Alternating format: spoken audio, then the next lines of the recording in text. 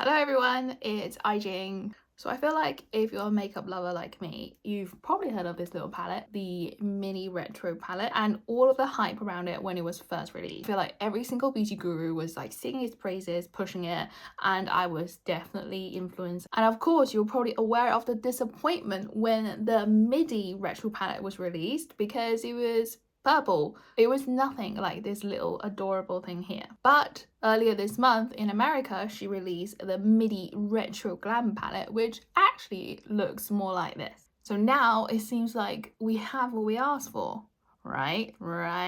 Or do we? So let's analyze this palette together and see if we should grab it or it's just a drab. By the way, grab or drab, that's like my play on the purchase or pass, buy or buy.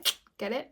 But if you're new here, my name is Jing, that's pronounced like Beijing with an I. I like doing deep dive product reviews on this channel to help you make purchasing decisions. However, I do not have the money to buy every single new release because money doesn't grow on trees. So I kind of want to do more videos like this where it's a more thorough analysis of a new release and I can help you and myself decide if I actually want to buy this. This is not just me looking at pictures on Trendmood and saying, oh, blah, blah, blah. Yes, no. This is like a proper analysis. So if that sounds good to you, then carry on watching. Also, we are very goofy here on this channel. We like a bit of self-deprecating humor. We like sarcasm. So if that all sounds good to you as well, then just don't click away.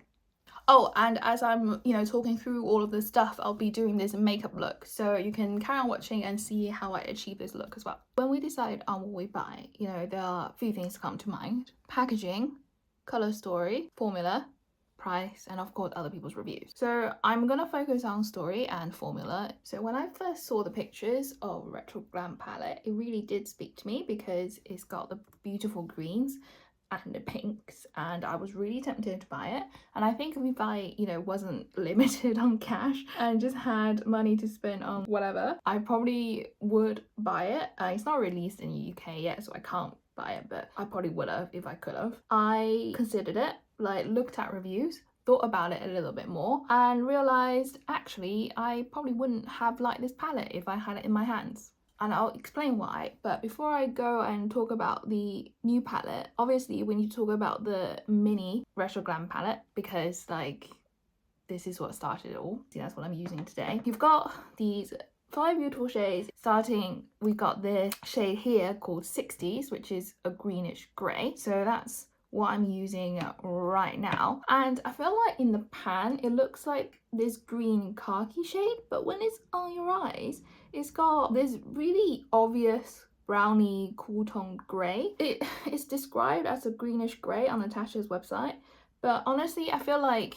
it looks green in the pan, but on the skin, it really just looks more like a grey brown, which I think actually makes it more wearable. Then we have a shade Industrial, a metallic shade, and it's a green taupe with silver reflex. And again, this shade looks green in the pan, but actually looks more kind of just like a taupey color with silver sparkles in it. So when you actually use this palette, you'll realize it's not that green. I know we've got the pinks in the palette. So we've got the shade Vintage Taupe, which is Antique Rose. Again, this shade is one of the mattes and it looks very pink in the pan, but when you actually swatch it, it's more like a nude. It's got this kind of warm peachiness to it.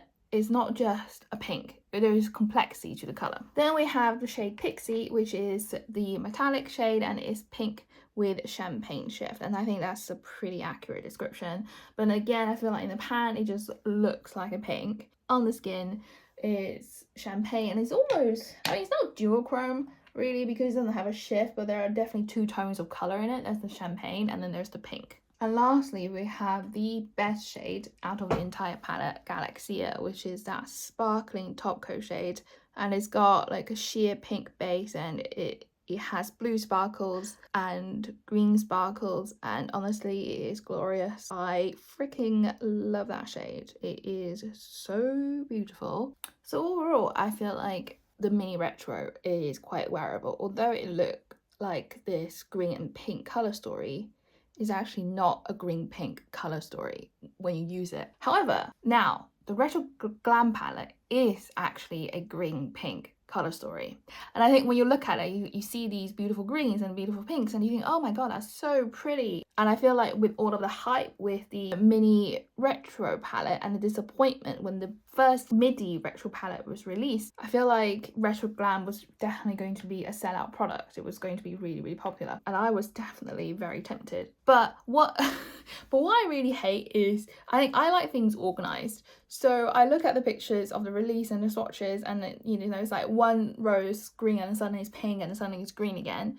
What I like is actually arranging the colors according to their tones and the finishes within that group, so that I can really see what colors there are, what formulas there are. So let me show you a picture of the rearranged palette I did and the rearranged swatches. That's what the original looks like, and this is what mine version looks like. And I feel like when you look at the palette like that, it makes things so much clearer. You can really tell exactly what shades there are. There are actually quite a lot of browns in this palette as well. And then it just sort of like opens up my eyes. And then I know that I can find dupes in my own palette, like palettes that I don't use because I'm just a hoarder of makeup. It's not like I wear makeup every day, right?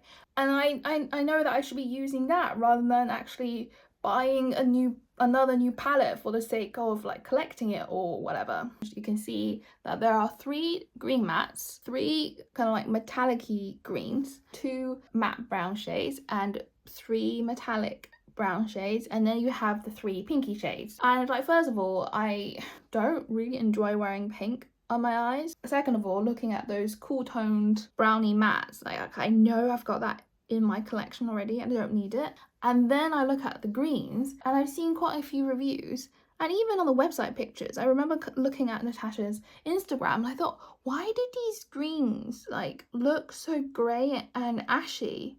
Like, I felt like they didn't really look that flattering. And the models, obviously, she's got on her website are beautiful. I just feel like actually I don't like any of the looks, and I didn't like the colors, especially the greens. And if I were to buy the palette, I would buy it for the greens, but they just looked really grey and ashy. I looked in my collection to find exactly what do I have that will essentially dupe these vibes, and I found loads of stuff. Immediately these 2 Colourpop eyeshadows came to mind, the That's Taupe palette and the Child palette. And honestly, I feel like the Child palette is just such a good dupe for all of the greens. You have the 3 matte greens.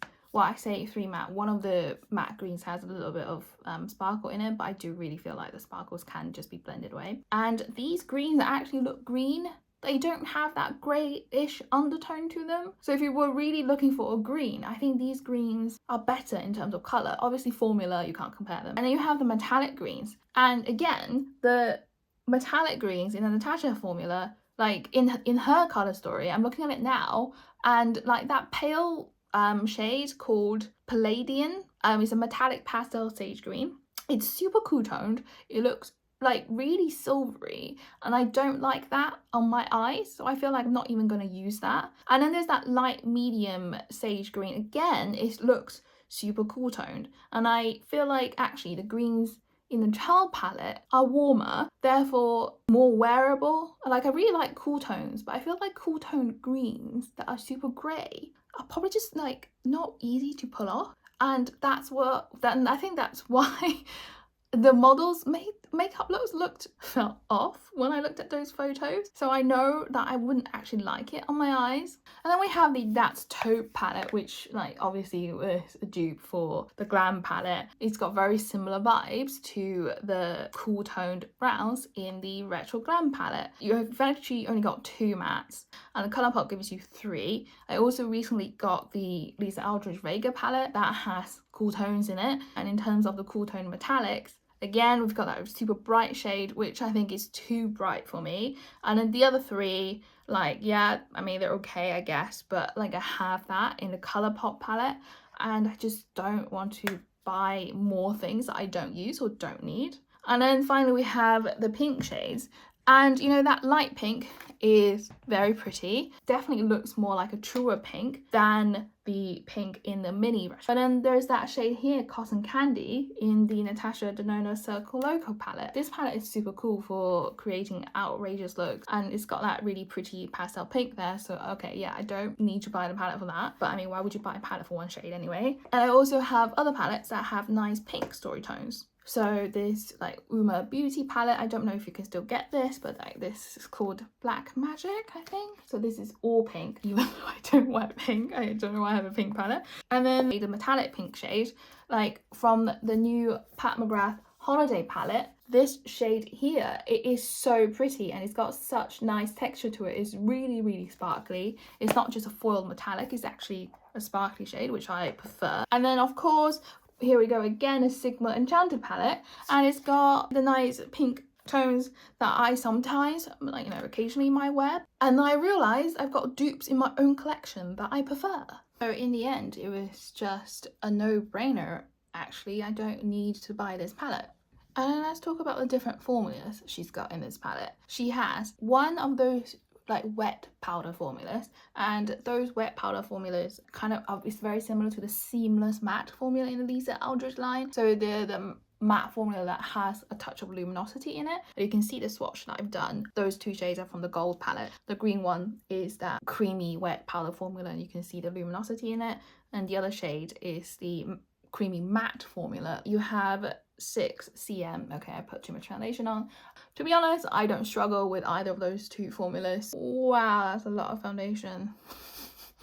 And she's got 7 metallic shades. The metallic shades are very nice, they're super creamy. Yeah, again, don't have problems with the formula, but as I said before, I'm not a huge fan of the colour story. And then only one of the sparkling topper shade, which she calls it K. This sparkly pink shade is in that formula and it is glorious, and I want to have more of those rather than more metallics. So like the formula itself doesn't entice me either. Yeah, like I just don't need it. And I mean, it's not even the fact that I don't need it, it's the fact that I don't want it. In the UK, when the Retro Glam comes on sale, it'll be £64, which is, you know, expensive. And I've watched quite a lot of reviews on it. Well, actually, I say a lot, but not that many, because sometimes I get bored in the middle of a video and then sort of tune off. But again, of the ones that I've seen, the looks that people created, just like something looks off. Like, I can't put my finger on it, but it just looked off. Like, does any of you feel this way? And if you have this palette, then please, like, tell me in the comments, do you like it? Are you thinking of buying it, or are you like me and you actually are not interested in this? Drop me a comment, because I'm really interested to hear what you think. And I don't hear about the undertone mentioned very much. I don't know if just I think that might just be because people like it or whatever, but to me, I just feel like something looks off. I feel like the look is just so much prettier in person than it looks on camera. So I hope you enjoyed this video and my analysis of the palette. If after this video you still want the Retro Glam palette, unlike me, then that's great, because you'll know that when you get it in your hand, you won't regret it. Because that's what I want to like help you guys. I don't want you to have purchasing regrets. And obviously, if you like any of the other palettes I mentioned in the video, I will have them linked. I do not earn any money from YouTube, but recently got accepted into an affiliate program. So if you like my content and want to support my channel, then feel free to shop through my links. But obviously, if you don't want to, you don't have to. Please don't buy things that you don't need or don't want or you don't have the money for. And thank you very much for watching. Bye! Also, I am so critical of makeup. How am I, like, supposed to sell you stuff and be a beauty influencer or a beauty guru or whatever it is nowadays if I'm actually telling you, oh, don't buy it? I have so many little breakouts that just appeared overnight. It's definitely something that I used yesterday that probably expired. I feel like there are going to be more outtakes than an actual video at this point, because I'm just mumbling to myself, you know, I'm just talking to myself, doing my makeup in front of the window. I'm sure my neighbours think I'm crazy. So many times I'm in front of the camera, I'm doing my makeup, and I just think inside, why the heck am I making YouTube videos as a 30-year-old? Like, what am I doing with my life? And you know what? If you're watching this, I appreciate you. I don't know if I'll include it in the video, and I think if I include it in the end and no one watches it, it's gonna kill my retention rate, and then like it's not good for the algorithm, blah blah blah blah blah blah blah blah blah. Try to grow. Blah, blah, blah, blah, blah, blah, blah. Like, I actually hate like telling you, oh, this is great, go buy it. Ugh, I hate that. And also, if you got to this point and you're finding this commentary absolutely revolting, then let me know and I won't include it in my videos anymore. Whee!